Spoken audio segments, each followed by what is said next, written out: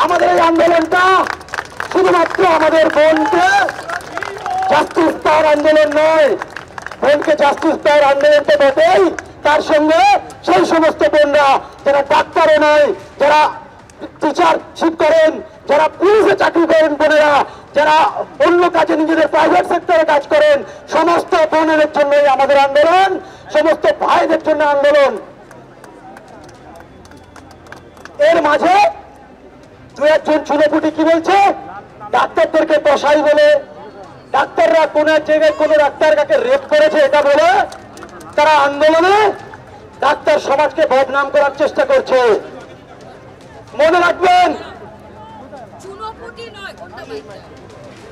চুনোপুটি নয়, আপনারা ভোট দিয়ে জিতিয়েছেন এই লাভলি মৈত্রের মতো ব্যক্তিদের, যাদের এত বড় স্পর্ধা, যাদের এত বড় স্পর্ধা, যারা তেল মারতে মারতে ভুলে গেছে যে কি বলতে হয় আর কি না বলতে হয়। আপনারা প্রতিজ্ঞাবদ্ধ হন লাভলি মৈত্রের মতো ব্যক্তিদের কোন রকম চিকিৎসা করবেন না, একদম আর ওপরও করবে। চুপ করো, চুপ করো, চুপ করো, বলতে দাও, বলতে দাও। তোমাদের কসাই বলেছে, আমি এখানে, তোমরা ডাক্তার তোমরা বলো না, কিন্তু আমি একজন ব্যক্তি হিসেবে আমার এই স্বাধীনতাটা রয়েছে বলার। এত ঔদ্ধত্য ভালো নয়, বেশি উঠলে টান ধরে নামিয়ে রাখো, যে দলই হোক না কেন। এত বড় আসপর্দা যেন কারণ না হয়, এই মুভমেন্টটাকে ছোট যেন কেউ না করে। আরেকটা রাত দখলের ডাক, যে রাত দখলের ডাক একেবারে জুনিয়র ডাক্তাররা দিচ্ছেন, এবং রাত্রি 9টা থেকে 10টা পর্যন্ত, 9টা থেকে 10টা পর্যন্ত আলো বন্ধ রেখে এই প্রতিবাদে সামিল হওয়ার জন্য সকলকে আহ্বান জানানো হয়েছে। এই যে ছবি আপনারা এই মুহূর্তে দেখতে পাচ্ছেন, এটা যাদবপুরের ছবি। কেপিসি মেডিকেল কলেজের যারা পড়ুয়ারা রয়েছেন, যারা ডাক্তাররা রয়েছেন, তারা বেরিয়েছেন রাস্তায় একেবারে আরজি কর কাণ্ডের প্রতিবাদে। তারা সরব হয়েছেন, তারা স্লোগান তুলছেন। আমি সরাসরি কথা বলবো, আমাদের প্রতিনিধি হিন্দল দে যাদবপুর থেকে আমাদের সঙ্গে রয়েছেন, একই সঙ্গে আরজি করের ছবিটাও আপনাদের সামনে তুলে ধরবো। ঝিলম করঞ্জায় আমাদের প্রতিনিধি রয়েছেন, কিন্তু শুরুতে যাদবপুর, হিন্দল দে আমাদের প্রতিনিধি রয়েছেন। দেখাও হিন্দল।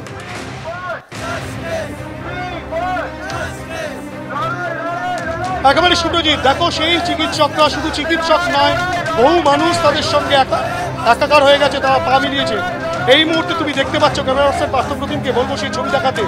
চিকিৎসক থেকে শুরু করে হাসপাতালের বিভিন্ন কর্মীরা, চিকিৎসার সঙ্গে যারা যুক্ত এবং সাধারণ মানুষ, তারাও কিন্তু এই মিছিলে সামিল হয়েছে। যে মিছিল যাদবপুর কেপিসি হাসপাতাল থেকে বেরিয়েছে, প্রত্যেকের হাতেই তুমি দেখতে পাচ্ছ মোবাইলে ফ্ল্যাশ লাইট চালানো রয়েছে, এবং এখানে একটা পথনাটিকা হবে। তারপরে কিন্তু সেই মিছিল লর্ডসের মোড়ে যাবে, এবং তারপরে কিন্তু সেই মিছিল ঘুরে আবারও কেপিসি হাসপাতালে আসবে। এবং আজকে এই যে আবারও দ্বিতীয় পর্যায়ের যে রাতজাগো কর্মসূচি, যে কর্মসূচি জুনিয়র চিকিৎসকেরা ডেকেছেন, যাতে সামিল সারা রাজ্য সারা দেশ হবে বলে জুনিয়র চিকিৎসকেরা বলছেন। আমরা সরাসরি জানবো কেপিসি হাসপাতালের চিকিৎসকদের থেকে। আপনারা তো আবারও পা মিলিয়েছেন, আপনারা আবার মিছিল করে জাস্টিস ফর আরজি কর বলছেন। আজকে তো আবার দ্বিতীয় পর্যায়ের রাতজাগো কর্মসূচি, আজকে দ্বিতীয় পর্যায়ে রাতজাগো কর্মসূচির। আর আজকে বলে নয়, আমরা লাস্ট 25 দিন ধরে আমরা সবাই মিলে, সমস্ত মেডিকেল কলেজ, সাধারণ মানুষ, আমরা সবাই মিলে চেষ্টা করছি এই গোটা প্রতিবাদটাতে হচ্ছে যে সামনে মানে সবার সঙ্গে থাকার। এই প্রতিবাদের একটা হচ্ছে যে এটা যেন কোথাও গিয়ে একটা থামে, এই রকম ইনসিডেন্ট যেন পরিবর্তন মানে আর কদিন পরে যেন আবার যেন না ঘটে, এটুকুর জন্যই এই প্রতিবাদটা, আর কিছুই না। আজকে দোষীদের শাস্তি হোক। আজকে যে প্রশ্নগুলো আমাদের মনে আছে, যে প্রশ্নগুলো আমরা আজকে অ্যাড্রেস করেছি, কালকে আপনারা দেখতে পেয়েছেন লালবাজারেও আমরা সিপিকে যে ডেপুটেশন জমা দিয়েছি, সেখানেও আমাদের যে প্রশ্নের উত্তরগুলো আমরা পাইনি, সেই প্রশ্নগুলো তো আমাদের মনে তো এখনও আছে, সেই উত্তরগুলো তো আমরা এখনও অবধি পাইনি। আর আমাদের এই বিপ্লবটা বা এই প্রোটেস্টটা, এটা হচ্ছে যে আন্দোলনের তো বিভিন্ন ফর্ম হয়। আজকে আমরা স্লোগান ফর্ম হয়, এটা কিন্তু দেখা যাচ্ছে। তার কারণ বিজেন্দ্র সিং দিল্লি থেকে আমাদের সেই ছবিটা তুলে ধরবেন। আমরা বলছিলাম যে এই যে প্রতিবাদের স্বর, সেটা শুধুমাত্র এই রাজ্যের ভৌগোলিক গণ্ডির মধ্যে সীমাবদ্ধ নেই, সেই ভৌগোলিক সীমাকে ছাড়িয়ে সারা দেশ, সারা বিশ্বে ছড়িয়ে পড়েছে। আরো ভালো বিজেন্দ্র বলতে পারবে এই মুহূর্তে দিল্লির ছবিটা। দেখো, এই মুহূর্তে আমরা যন্তর মন্তরে রয়েছি। এখানকার যারা নাগরিক সমাজ রয়েছেন, তারা এই ধরনের একটা কর্মসূচি নিয়েছেন। দেখো, পোস্টারের মধ্যে জাস্টিস ফর আরজি কর রয়েছে এবং ক্যান্ডেল জ্বালানো হয়েছে, এটা তাদের এই কর্মসূচি। এবং এই পোস্টারগুলো নিয়ে তারা এসেছেন, গান বানানো হয়েছে আরজি করের জাস্টিস আনার জন্যে। এই নতুন গান তারা বানিয়েছে।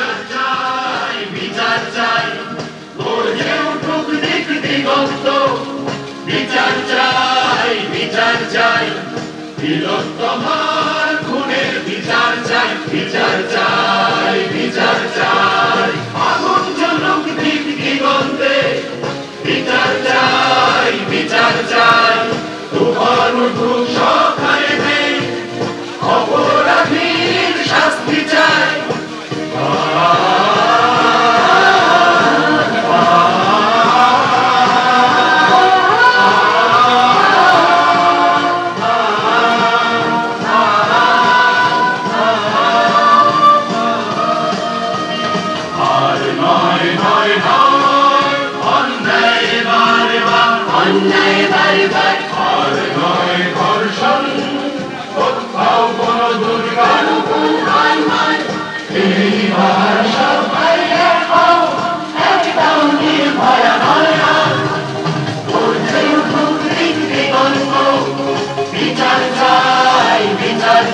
এটাই কিন্তু মূল সুর, গর্জে উঠুক দিক দিগন্ত, বিচার চাই, বিচার চাই। এই বিচার চাওয়ার দাবি ক্রমশ আন্দোলিত হচ্ছে, দেশের সর্ব অংশকে তা স্পর্শ করছে। এই যে এক কোথাও গানের মাধ্যমে, কোথাও পথনাটিকার মাধ্যমে সেই প্রতিবাদের সুর তুলে ধরা হচ্ছে। যাদবপুরের ছবি দেখছেন।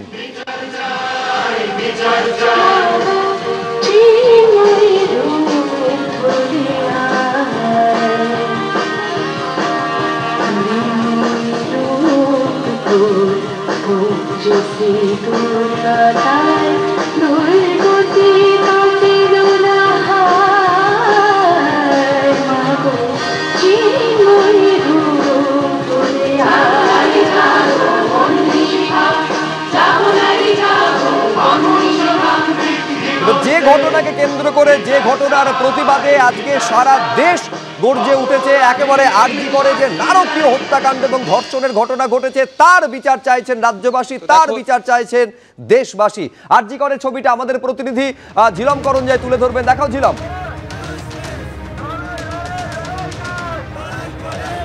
আরজি কর যেখান থেকে এই ঘটনা ঘটেছে, বিচার চেয়ে আলোর পথে, সেই আজকে তাদের সেই প্রোগ্রাম আছে এবং আমরা দেখতে পাচ্ছি যে মূল যে মঞ্চ, যেখানে তারা প্রতিবাদীরা গত 27 দিন ধরে তারা বসে আছেন বিচার চেয়ে।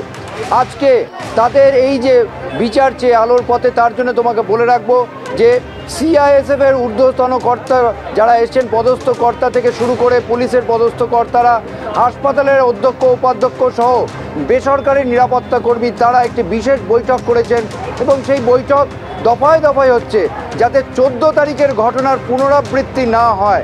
14ই আগস্ট যেটা হয়েছিল সেই ঘটনা যাতে না হয়, সেখানেও রাত দখলের ডাক দেওয়া হয়েছিল এবং আজকেও এই বিচার চেয়ে আলোর পথে সেই অনুষ্ঠান কার্যক্রম রয়েছে। আমরা কথা বলবো ডক্টর সৌরভ রায়ের সঙ্গে। আপনারা আজকে এই যে অনুষ্ঠানটা করছেন, কি করবেন? এই কলেজে চারদিকে আপনারা আহ্বান করছেন, আপনারাও কি করবেন? দেখুন, আমাদের যা প্ল্যান আছে, আমরা তো একটা হাসপাতালের মধ্যে রয়েছি, ফলে হাসপাতালের সমস্ত আলো তো নেভানো যায় না, কিন্তু যেগুলো নন এসেন্সিয়াল আলো, সেই আলোগুলোকে আমরা নেভাবো। সেই আলোগুলোকে নেভিয়ে তারপরে আমরা সবাই এখানে যারা আছি, আমরা মোমবাতি, প্রদীপ, এই সমস্ত কিছু নিয়ে এখানে একটা মানববন্ধন করব। সেটা কলেজের ভেতরে হবে না, বাইরে। এটা সিকিউরিটিদের সঙ্গেই কথা চলছে, যারা আমাদের সুরক্ষার দায়িত্বে রয়েছেন, তারা ফাইনালি দিলে যদি আমাদের ছাড়পত্র দেন তাহলে আমরা শ্যামবাজার অবধি মানববন্ধন করবো, আর যদি না দেন তাহলে কলেজের মধ্যেই এই মানববন্ধনটা হবে। এবং এর সঙ্গে একই সঙ্গে যিনি নির্যাতিতা অর্থাৎ আমাদের অভয়া দিদি, তার পরিবার পরিজনরাও এখানে আসছেন এবং তারাও আমাদের এই যে অনুষ্ঠান রয়েছে সেখানে মোমবাতি জ্বালিয়ে এই অনুষ্ঠানের সূচনা করবেন বলে এখন অবধি আমাদের কাছে যা খবর রয়েছে। বুঝতেই পারছো, নির্যাতিতার পরিবারের সদস্যরা তারা আসবেন এমন একটাই তথ্য তাদের কাছে আছেন। তবে পুরো অনুষ্ঠানটা এখান থেকেই হবে, এই মোমবাতি জেলে যেখানে যেখানে আলো আছে, সেই প্রয়োজনীয় আলো নয় যেগুলো, সেগুলোকে নিভিয়ে এই যে প্রোগ্রাম আলোর একেবারে সেই ছবিটা ঝিলম করঞ্জাই আমাদের প্রতিনিধি তুলে ধরছেন। এবং আমি বারে বারে যেটা বলছি যে এইটা আর কোনো সীমারেখার মধ্যে আবদ্ধ নেই। সমস্ত ধর্ম, বর্ণ, জাতি নির্বিশেষে সবাই বিচারটা চাইছেন এবং যে বিচারের দাবিকে সামনে রেখে আজকে 1 ঘন্টা আলো নিভিয়ে রাখার ডাক। এবং রাত জাগবে রাজ্যবাসী, রাত জাগবে দেশবাসী এবং আপনাদের সঙ্গে এবিপি আনন্দও রাত জাগবে। আমরা সরাসরি সেই ছবি সারা রাত আপনাদের সামনে সম্প্রচারিত করব। দেখুন, এইরকম যখন একটা ছবি, তখন এটা নিশ্চয় সকলে বুঝতে পারছেন যে সবাই, রাজনীতি অরাজনীতি নির্বিশেষে সবাই এই ডাকে এক সুরে সুর মেলাচ্ছেন। এটা নিশ্চয়ই মনে হচ্ছে আপনাদের, বিষয়টা কিন্তু সেরকমটা নয়। শাসক দল তৃণমূল কংগ্রেস তারা এই রাত জাগাকে, যারা রাত জাগছেন তাদের বিরুদ্ধে ব্যবস্থা নেওয়ার হুঁশিয়ারি দিচ্ছেন। এবং এটা কোনো নেতা, এটা কোনো কর্মী বা কোনো সমর্থক বলছেন এমনটা নয়, তৃণমূল বিধায়ক যিনি আইনসভার সদস্য, যিনি আইন প্রণেতা, এই রাত জাগবেন যারা, তাদের কিভাবে চোখ রাঙাচ্ছেন। একটা অডিও ভাইরাল হয়েছে, এই ভাইরাল অডিও আপনাদের সামনে রাখবো এবং এই ভাইরাল অডিও যে তার, সে কথা স্বীকার করে নিয়েছেন ক্যানিং পশ্চিমের তৃণমূল বিধায়ক পরেশরাম দাস। কি বলেছেন, কি ভাষায় শাসিয়েছেন তিনি, দেখুন একবার। সবাই সবার অঞ্চল অনুযায়ী প্রত্যেকটা বুথে ইনস্ট্রাকশন দিন যে কোনোভাবে কোনো মেয়ে বা ছেলে ওই রাত দখলের এই মিথ্যা চক্রান্তে না বেরোয়। আর বিশেষ করে আমাদের দলীয় পার্টির কোনো ছেলে বা মেয়ে আবেগে না বেরোয়। যদি কেউ এই ধরনের সেই দিন বেরোয় আর আমাদের নজরে আসে, তাহলে সেই দলের যে নেতৃত্ব তাকে আমরা সাসপেন্ড করব দল থেকে।